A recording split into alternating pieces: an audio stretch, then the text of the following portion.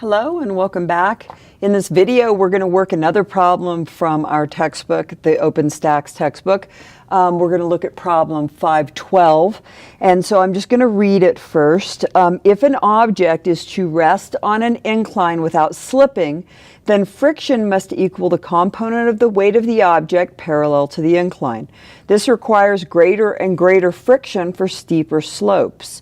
Show that the maximum angle of an incline above the horizontal for which an object will not slide down is theta is equal to the inverse tangent of mu sub s. You may use the result of the previous problem assuming that a equals 0 and that static friction has reached a maximum value.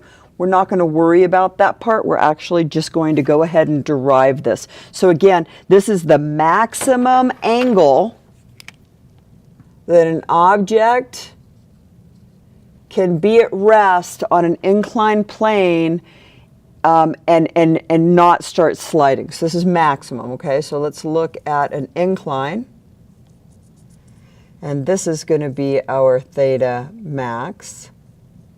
And we don't know what it is yet, but that is between the horizontal and the incline. And here's some object that we have M that is on the incline. Okay, so we're going to start with the traditional tools that we use to find theta max, and that's going to involve a free body diagram to begin with. So let's draw a free body diagram for that mass. What forces are acting on it? Well, you have the Earth trying to pull it straight down. There's the force of gravity. And then you have the normal force perpendicular to the surface. Remember, normal harkens perpendicular. So perpendicular to the surface, you have the normal force, and then parallel to the surface, you have the force of static friction. So there we go. There are the forces that are acting. Only the surface is in contact with the mass that we can see with these detectors. And surfaces can exert two forces. And in this case, they do exert two forces. And notice that those forces are going to be at right angles to each other. And then we have the force of gravity. So now we need to pick a coordinate system and then apply Newton's second law. And in picking the coordinate system, this is going to be super important. Pick the potential plane of motion as one of your coordinate axes. So the potential plane of motion is going to be the inclined plane. So we're going to choose that as our x-axis, and then perpendicular to it will be our y-axis. So there's our x and y-axis.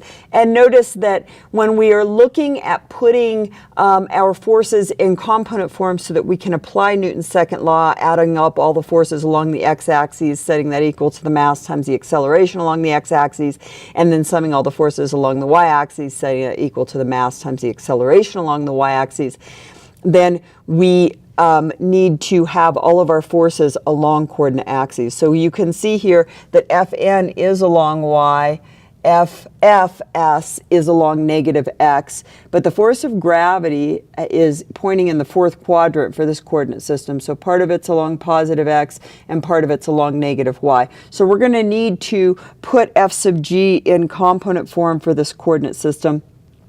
So first of all, we need to identify where is this angle theta, and I'm going to drop the max for now and just write it as theta. That's the angle theta. So this is the incline, and I drew in the horizontal, so that's the angle theta. Notice that if I complete the right triangle, and this is theta, then this angle up here has to be 90 degrees minus theta. So that angle has to be 90 degrees minus theta, because again, this 90-degree angle and these two all have to add up to 180. So if this is theta, then this must be 90 minus theta. And then the angle between the negative y direction and the positive x direction is also a right angle. And if this much is 90 minus theta, then that angle right there must be theta. So now we've identified theta, and now what I'd like to do is re-represent F sub g as a piece that is along the negative x direction, or sorry, the negative y direction, which I'll call F sub gy, and then a piece that is along the inclined plane, or the x direction, that's going to be F sub gx. And that's, of course, the piece of F sub g that's trying to pull it down the incline. So this triangle right here that is polka dotted is the triangle we are using to move from the mad form of f sub g, which is what we had when we drew our free body diagram and then defined our axes, to the component form of f sub g. So notice that f sub gy is the adjacent piece in this triangle. So f sub gy is going to be equal to the hypotenuse f sub g times the cosine of that angle theta. And f sub gx is the opposite piece to theta, so that's going to be the hypotenuse f sub g times the sine of theta. So now we redraw because you'll notice that what I've done is draw this triangle in on this original free body diagram. So now I have fg represented in mad form here and also in component form here. It's really important we get Newton's second law filled in correctly, and so you want to always redraw and get a nice fresh free body diagram with all forces either pointing on y, minus y, x, or minus x, and nothing else. So let's go ahead and take this free body diagram. We still have the normal force pointing like this, and opposite to the normal force we have f sub gy, which is fg cosine of theta. Down the incline, we have f sub gx, which is fg sine of theta. And then up the incline, we have the force of static friction. All right, so now we have our coordinate axes with all forces either along y, minus y, x, or minus x. And you know what? It's okay to have the axes tilted, and we're going to want to keep the axes tilted on all problems where we have objects on inclined planes. Okay, so we need to get comfortable and used to seeing tilted axes like this. Okay, so now we are looking at a problem in which there is no motion for this mass on this incline. So that means that ax and ay are both 0. There is no acceleration for this mass. So what we'll do then is go ahead and write down Newton's second law.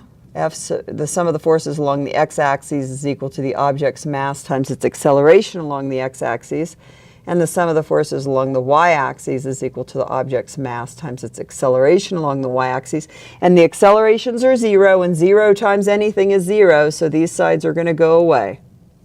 So now we just need to get our sums, and we're going to get two equations out of this. So first of all, along the x-axis, every force on the x-axis on my free body diagram redrawn needs to be in the sum. I'm going to call this direction positive and this direction negative. So the sum's going to be f sub g sine theta minus the force of static friction is going to be equal to 0. The right-hand side is 0. So that is one of the equations we're going to get. The second equation we're going to get is from the y-axis. So we have two forces on the y-axis, so we should have two forces in our sum. This direction I'll call positive, and this direction I'll call negative. So this is going to be Fn minus f sub g cosine of theta is equal to 0. So those are the two equations that are going to be useful. We need to couple them with something we learned before, and that is the force of static friction can vary from 0 up to some maximum amount. So if theta goes to theta max, then the force of static friction is going to be equal to mu sub s times the normal force. In other words, the equality will hold. That's going to be the maximum amount of static friction that can be exerted between the two surfaces. So we're going to actually use this in writing equation 1 down here. So what will equation 1 become? So it's going to be f sub g times the sine of theta, and now minus the force of static friction, but the force of static friction is mu sub s times the normal force, and that's going to be equal to 0. And the second equation now is I'm going to rearrange it a little bit so that the normal force is equal to f sub g times the cosine of theta. Now I'm going to take this quantity right here, and I'm going to plug it in for the normal force in the first equation. And so that's going to be f sub g sine theta minus mu sub s times Fn, but Fn is f sub g times the cosine of theta. And so that's equal to 0. So Notice that, and again, this is the maximum angle, right? We are now letting theta go to theta max. I'll put a little m here to remind us that this is the maximum angle now, that we can still have static friction. Okay, so I'm going to divide through by f sub g, and when I do that, f sub g will cancel here and here, and what I'll get is mu sub s is going to be equal to the tangent of theta m, and then just taking the inverse tangent of both sides to isolate the maximum angle, we're going to see that the maximum angle is the inverse tangent of mu sub s, which is exactly what we set out to show. So remember, here we were letting theta max just be theta m. So we can see now how we can find what that maximum angle is simply by knowing the coefficient of static friction. And also, another thing this problem did was help us become more comfortable and more familiar with tilted coordinate systems, because again, the laws of physics aren't going to adhere to any one particular coordinate system. They should be valid for any coordinate system. And so tilting the coordinate systems when you have potential motion at an angle is going to be incredibly useful for us. And so we're going to want to get comfortable with that. So we'll see you next time.